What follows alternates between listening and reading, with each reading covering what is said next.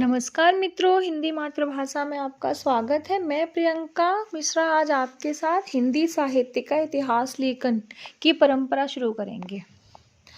सबसे पहले हम जानेंगे कि हिंदी साहित्य का इतिहास लेखन की परंपरा कहाँ से शुरू होती है, किसने शुरू किया था। तो हिंदी साहित्य के इतिहास लेखन का सबसे पहला प्रयास फ्रेंच विद्वान गारसद तासी ने किया था। गारसद तासी ने अपनी पुस्तक की रचना फ्रेंच भाषा में की थी। तासी ने अपनी पुस्तक का नाम इस्तबार द लिटरेतुर एंदोई हिंदुस्तान रखा था। यह पुस्तक दो भागों में विभक्त थी, जिसका प्रकाशन क्रमशः 1839 और 1847 में हुआ था। यह ग्रंथ ग्रेट ब्रिटेन और आयरलैंड की प्राच्य साहित्यिक अनुवादक समिति की ओर से पेरिस में मुद्रित है। क्वेश्चन बनेगा कि कहाँ पे मुद्रित है, तो पेरिस में। याद रखने की चीज ये है। दूसरा बनेगा कि किस भाषा में इसकी रचना हुई है, तो फ्रेंच भाषा में। तीसरा है इनकी पुस्तक का नाम क्या है, तो इस्तबार। तो वैसे भी क्या इतवार को ही हम क्या खेलते हैं, तो तासी की पुस्तक इस्तबार है। आगे है कि इस्तबार द लिटरेर एंदोई हिंदुस्तान द्वितीय संस्करण ये 3 भागों में विभक्त हो गया था, और तीसरा जो भाग प्रकाशित हुआ था वो 1871 में हुआ था। जब मैंने टीजीटी यूपी टीजीटी दिया था तो क्वेश्चन पूछा था, इसकी डेट पूछ रही थी कि तीसरे का प्रकाशन कब हुआ था, तो 1871। तासी ने अपनी पुस्तक में हिंदी और उर्दू के अनेक कवियों का विवरण अंग्रेजी के वर्ण क्रमानुसार दिया है। गारसद तासी के ग्रंथ में कुल 738 कवि हैं। क्वेश्चन पूछेगा कि तासी के ग्रंथ में कुल कितने कवियों का उल्लेख है, तो 738 हैं। ये छोटे छोटे क्वेश्चन गलत हो जाते हैं। इसमें हिंदी के तो 72 हैं और शेष किसके हैं, उर्दू के, क्योंकि जो तासी थे ना वो उर्दू के बड़े पक्षपाती थे, मतलब बहुत सपोर्ट करते थे उर्दू का। डॉक्टर लक्ष्मी सागर वार्ष्णेय ने तासी के ग्रंथ का हिंदी अनुवाद हिंदुई साहित्य का इतिहास नाम से 1952 में किया है। ये मोस्ट इम्पॉर्टेंट क्वेश्चन है कि गारसद तासी के ग्रंथ का हिंदी में अनुवाद किसने किया और कब किया है, तो लक्ष्मी सागर वार्ष्णेय ने किया है। और कब किया है, 1952 में। तासी की पुस्तक इस्तबार द लिटरेतुर एंदोई हिंदुस्तान में एंदोई के लिए हिंदवी मतलब हिंदी और हिंदुस्तानी के लिए मतलब हिंदुस्तानी के लिए उर्दू अर्थ प्रयुक्त होता है। हिंदी साहित्य इतिहास लेखन की परंपरा में हिंदी भाषा में लिखा प्रथम ग्रंथ। अब पूछेगा हिंदी भाषा में कौन सा, ये तो फ्रेंच भाषा में लिखा गया था, लेकिन हिंदी में कौन सा लिखा गया, तो महेश दत्त शुक्ल द्वारा लिखा भाषा काव्य संग्रह है। ये पहला हिंदी में लिखा गया ग्रंथ है। भाषा काव्य संग्रह का प्रकाशन 1873, उसका लास्ट संस्करण आया था 71 में, और इसका है 1873। नवल किशोर प्रेस लखनऊ से, ये इंपॉर्टेंट है, कहाँ से प्रकाशित हुआ था, ये लखनऊ से प्रकाशित हुआ था, नवल किशोर प्रेस से। अब आते हैं शिव सिंह सेंगर ने शिव सिंह सरोज नाम से हिंदी भाषा में दूसरा महत्वपूर्ण ग्रंथ लिखा, क्योंकि पहला तो महेश दत्त उसका भाषा काव्य संग्रह, दूसरा कौन सा है, शिव सिंह सरोज। शिव सिंह सरोज का प्रकाशन हुआ है 1883, मतलब भाषा काव्य संग्रह के 10 साल बाद। वो 73 में है, ये 83 में है। शिव सिंह सरोज में 1838 कवि भाषा कवियों का जीवन चरित्र तथा उनकी कविताओं के उदाहरण दिए गए हैं। सन 1888 ईस्वी में एशियाटिक सोसाइटी ऑफ बंगाल की पत्रिका के विशेषांक के रूप में ग्रियर्सन द्वारा रचित the modern vernacular literature of Hindustan, ये मोस्ट इम्पॉर्टेंट है, क्योंकि ये मतलब कहते हैं ना कि ये ग्रंथ ऐसा था जो सच्चे अर्थों में हिंदी साहित्य का पहला इतिहास ग्रंथ माना जाता है। तो ये क्वेश्चन बहुत इंपॉर्टेंट हो जाता है, इसको थोड़ा सा ध्यान देना है। कौन सा, ग्रियर्सन का है the modern vernacular literature of Hindustan, ठीक है। आगे है जॉर्ज ग्रियर्सन द्वारा रचित the modern vernacular literature of Hindustan को सच्चे अर्थों में हिंदी साहित्य का पहला इतिहास ग्रंथ मानते हैं। ग्रियर्सन ने अपने ग्रंथ में 952, तो ये इंपॉर्टेंट है। सबसे पहले हमने देखा था तासी ने 738, शिव सिंह सेंगर ने 838 और जॉर्ज ग्रियर्सन ने 952 कवियों को शामिल किया है। तो इसमें कितने ग्रियर्सन के ग्रंथ में 952 कवियों को शामिल किया गया है। डॉक्टर किशोरीलाल गुप्त ने the modern vernacular literature of Hindustan का हिंदी साहित्य का प्रथम इतिहास शीर्षक से हिंदी अनुवाद किया है, जिसका प्रकाशन हुआ है 1957 में। देखो, उनका तो किया था, तासी का तो किया था किसने, इसने लक्ष्मी सागर वार्ष्णेय ने। उन्होंने कब किया था लक्ष्मी सागर वार्ष्णेय ने? 1952 में। और ग्रियर्सन का किसने किया है? गुप्त ने, मतलब किशोरीलाल गुप्त। ग्रियर्सन है तो गुप्त है। कब किया है? 1957 में। ग्रियर्सन ने कवियों और लेखकों का काल क्रमानुसार वर्गीकरण तथा उनकी प्रवृत्तियों को स्पष्ट किया है। विभिन्न युगों की काव्य प्रवृत्तियों की व्याख्या करते हुए उनसे संबंधित सांस्कृतिक परिस्थितियों व प्रेरणा स्रोतों का उद्घाटन किया है। प्रस्तुत ग्रंथ को विभिन्न काल खंडों में विभक्त किया गया है तथा प्रत्येक अध्याय काल विशेष का सूचक है। जॉर्ज ग्रियर्सन ने प्रथम बार हिंदी साहित्य का भाषा की दृष्टि से क्षेत्र निर्धारित करते हुए संस्कृत, प्राकृत, अरबी, फारसी मिश्रित उर्दू को उससे पृथक किया है। इम्पोर्टेंट है। हिंदी साहित्य के विकास क्रम का निर्धारण चारण काव्य, धार्मिक काव्य, प्रेम काव्य, दरबारी काव्य के रूप में किया है। 16वीं 17वीं शताब्दी के युग मतलब भक्ति काल को हिंदी साहित्य का स्वर्ण युग मानना ग्रियर्सन की महत्वपूर्ण उपलब्धि है। ये मोस्ट इम्पॉर्टेंट क्वेश्चन है। पहले कभी कभी तो डेट ही देता है 16वीं 17वीं, है ना, और फिर ये स्वर्ण काल, स्वर्ण युग, तो स्वर्ण युग कहा है किसने? ग्रियर्सन ने। मिस्र बंधुओं ने मिस्र बंधु विनोद नामक इतिहास ग्रंथ की रचना की है। अब मिस्र बंधुओं में आते कौन है? मिस्र बंधुओं में आते हैं गणेश बिहारी, श्याम बिहारी, सुखदेव बिहारी। इसकी ट्रिक है GSS, है ना, GSS। आगे है मिस्र बंधु विनोद 4 भागों में विभक्त है, जिसके प्रथम 3 भाग तो है 13 मतलब 1913 और चतुर्थ भाग है 34 मतलब 1934। 3 13 चौथा 34, है ना, 1934। मिस्र बंधु विनोद में 4591, बहुत ही हीटेड क्वेश्चन है, और इसमें ना लास्ट में 91 92 यहाँ पे गड़बड़ करता है, 4591 है। कवियों का जीवन वृत्त वर्णित है। इसमें अनेक अज्ञात कवियों को शामिल प्रकाश में लाने के साथ ही उनके साहित्यिक महत्व को भी स्पष्ट करने का प्रयास किया गया है। मिस्र बंधु विनोद में कवियों का सापेक्षिक महत्व निर्धारित करने के लिए उनकी 4 श्रेणियां बनाई गई हैं। हिंदी साहित्य इतिहास लेखन की परंपरा में आचार्य शुक्ल द्वारा रचित हिंदी साहित्य का इतिहास का स्थान सर्वोच्च है।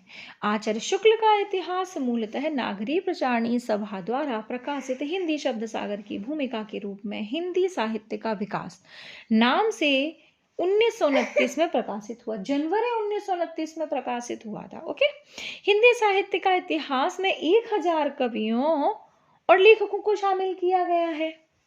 आचार्य शुक्ल ने शिव सिंह, सेंगर, जॉर्ज ग्रियर्सन, मिश्र बंधुओं को इसके इतिहास को कवि वृत्त संग्रह की संज्ञा दी। मोस्ट इंपॉर्टेंट क्वेश्चन है कि तीनों 14 और कोई डाल देगा उसमें ना, और पूछेगा इनमें से कौन सा कवि नहीं है, तो शिव है, ग्रियर्सन है और मिश्र बंधु। इनको क्या कहा है? कवि वृत्त संग्रह की संज्ञा दी है।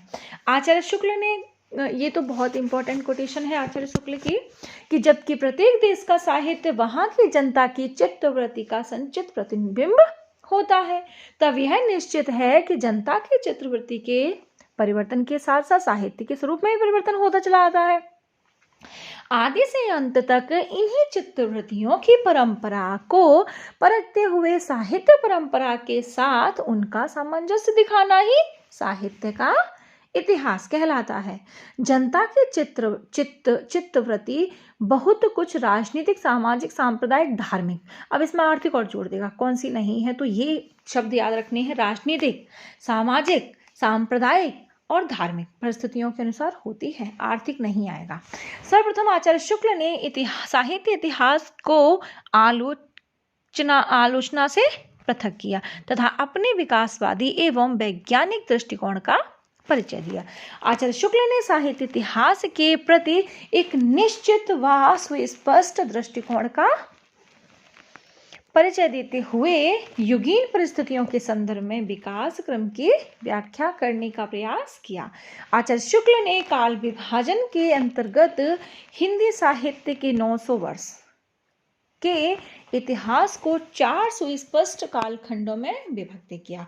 शुक्ल जी ने भक्ति काल को 4 भागों या शाखाओं में बांटकर उसे सर्वप्रथम शुद्ध दार्शनिक और धार्मिक आधार पर प्रतिष्ठित किया। भक्ति काल को इन्होंने बांटा है निर्गुण धारा और सगुण धारा। निर्गुण धारा के भी 2 भाग करते हैं, एक ज्ञानाश्रयी शाखा, एक प्रेमाश्रयी शाखा। सगुण धारा को भी बांटते हैं 2 भागों में, एक राम भक्ति शाखा और एक कृष्ण भक्ति शाखा। आचार्य शुक्ल ने अपने इतिहास में पहली बार कवियों और साहित्यकारों के जीवन चरित्र संबंधी इतिवृत्त के स्थान पर उनकी रचनाओं के साहित्यिक मूल्यांकन को प्रमुखता दी। इंपॉर्टेंट है। एडविन ग्रिप्स महोदय ने 1917 में अंग्रेजी भाषा में a sketch of Hindi literature नाम से हिंदी साहित्य का एक संक्षिप्त इतिहास ग्रंथ लिखा। ऐसे याद कर लेना, ये एडविन है। तो ऐड क्या करते हैं हम, कई सारी स्केच को ऐड करके ही तो कलर करते हैं। तो एडविन आ जाए तो स्केच आ जाएगा। इसका ग्रंथ का नाम 17। आगे है, इन्होंने हिंदी साहित्य के इतिहास के 5 विभाग किए हैं। ये इंपॉर्टेंट है क्वेश्चन। आजकल ना अब देखो, मतलब इंपॉर्टेंट सारे फेमस क्वेश्चन पूछ लिए हैं। अब वो इस तरह के ही क्वेश्चन पूछेगा, कितने भागों में बांटा है ना। तो 5 भागों में बांटा है। अब आते हैं 1920 में FEK को फेक कर लो। FEK फेक है, अंग्रेजी भाषा में a history of Hindi literature. वैसे भी हिस्ट्री में क्या होती है, काफ़ी सारी फेक बातें होती हैं, तो फेक ने हिस्ट्री लिख डाली। A history of Hindi literature नाम से एक इतिहास ग्रंथ लिखा है। कब लिखा है, 20 में, है ना। अब है तजकिया ई स्वराई हिंदी, ये 1848 का है। नामक इतिहास ग्रंथ मौलवी करीमुद्दीन द्वारा लिखा गया है और इसमें कुल कवियों की संख्या कितनी है, 1004। इंपॉर्टेंट है, जिसमें हिंदी के सिर्फ 62 हैं और उन्हें तासनी कितने रखे थे, 72 रखे थे।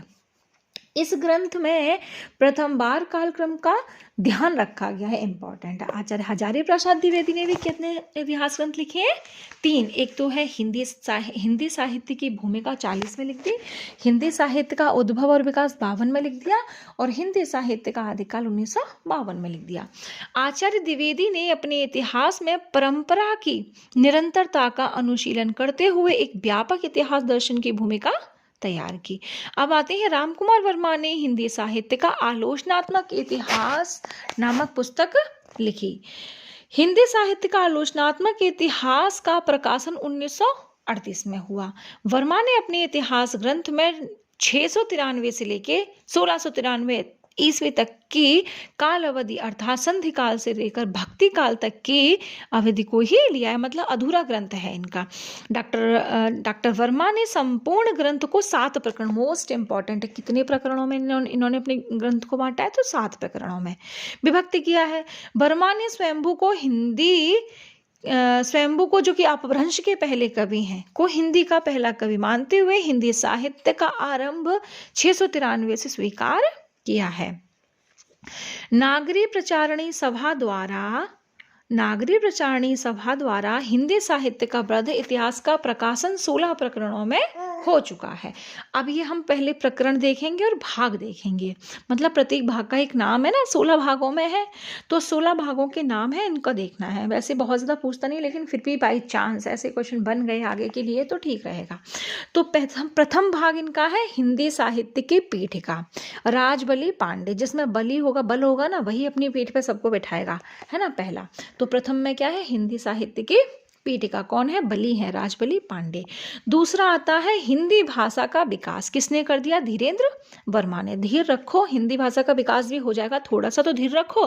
तो इसका दूसरा है हिंदी भाषा का विकास, धीरेन्द्र वर्मा। मतलब तीसरे में आता है आदिकाल, इसमें है करुणापति त्रिपाठी और वासुदेव सिंह। तो आदिकाल में क्या है, करुणा, मतलब आदिकाल में बड़ी करुणा दिखाई जाती थी सबके ऊपर।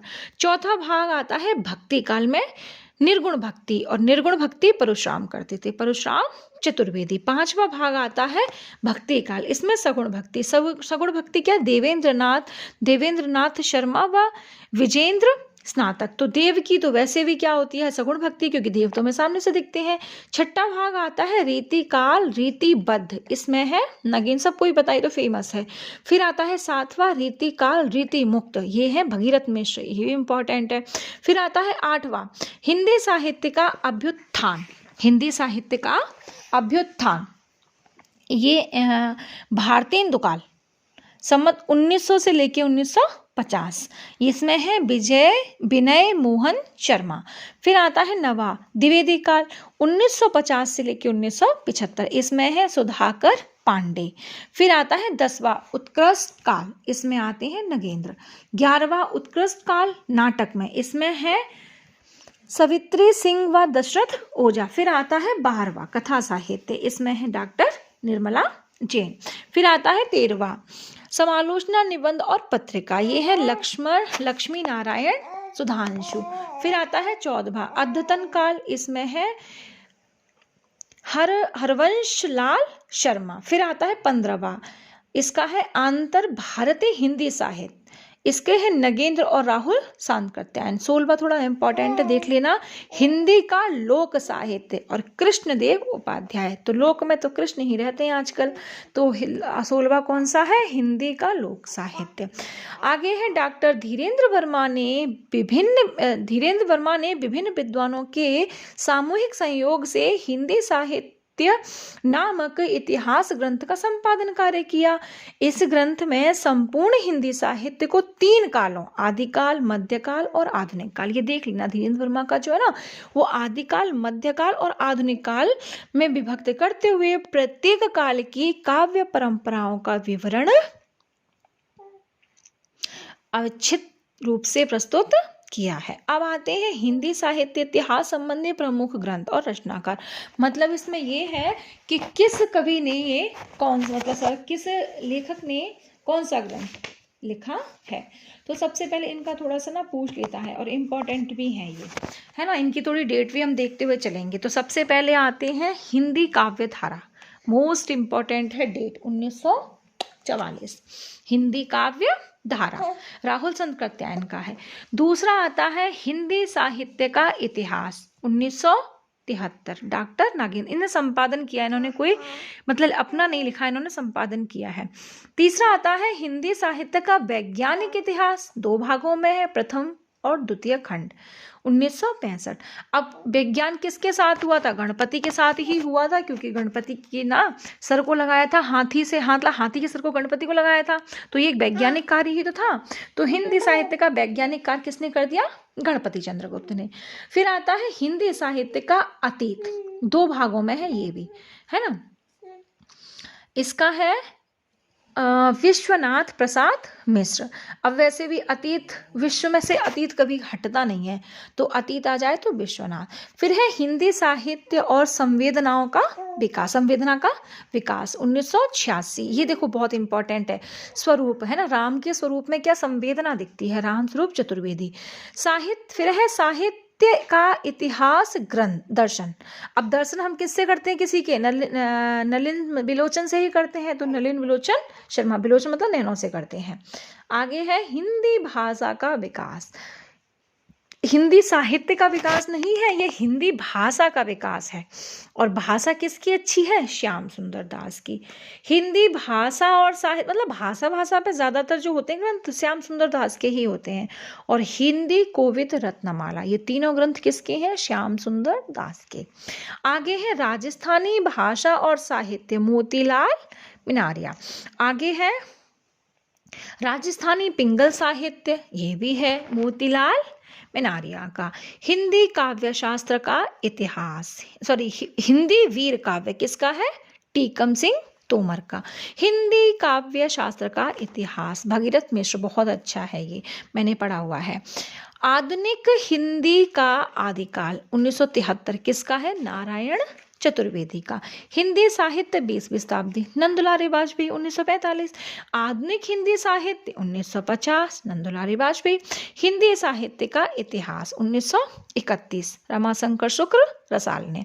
हिंदी भाषा का उद्भव और विकास उदय नारायण तिवारी। हिंदी साहित्य विमर्श, विमर्श क्या, पद्मलाल पुन्नालाल बख्शी।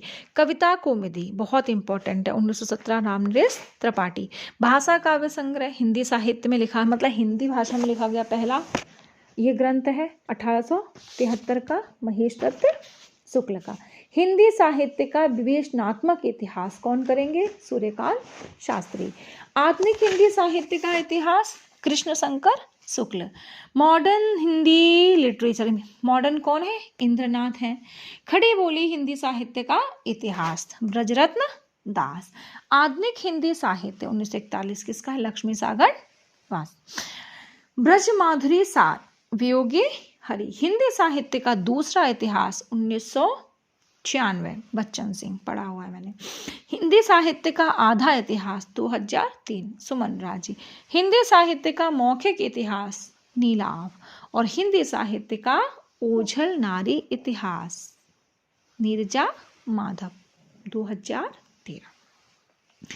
अब आगे की क्लास में हम काल विभाजन पढ़ेंगे। आज के लिए इतना ही, नमस्कार।